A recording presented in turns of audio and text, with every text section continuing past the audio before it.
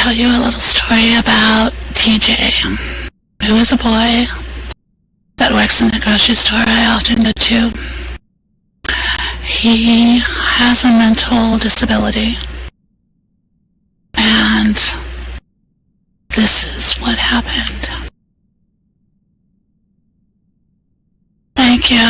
Have a nice day," he says, while his mouth hangs a little low, like a thought displaced.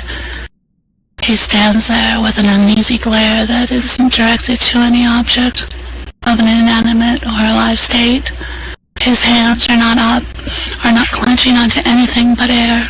The world around him disintegrates, and he is left alone with the howling laughter of his co-workers. Forgive my voice cut.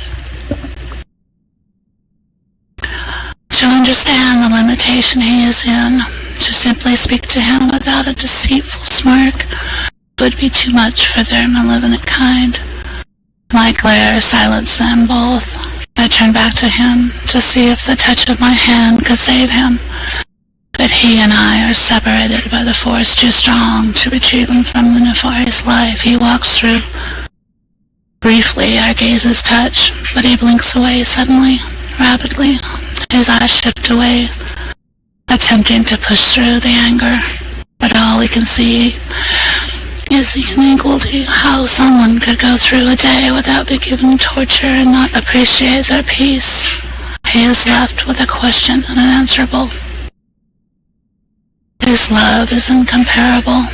His honesty is far too beautiful to scrutinize. Yet he is left without the comfort of sanity. He is left as a joke that is not for him to laugh, but for him to cry.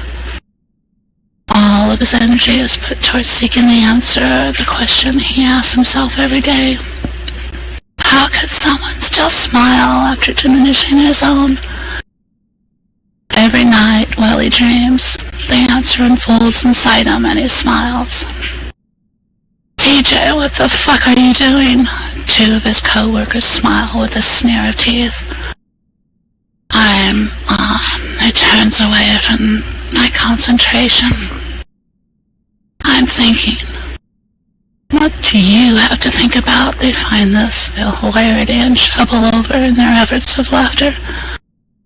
His head tilts down and he realizes his purity alone is so much more formidable for them than their distasteful laughter.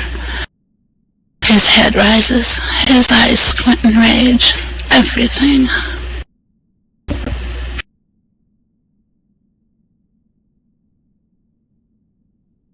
I spoke to the manager about them and their attitude and their language towards this boy, and he assured me they would be dealt with.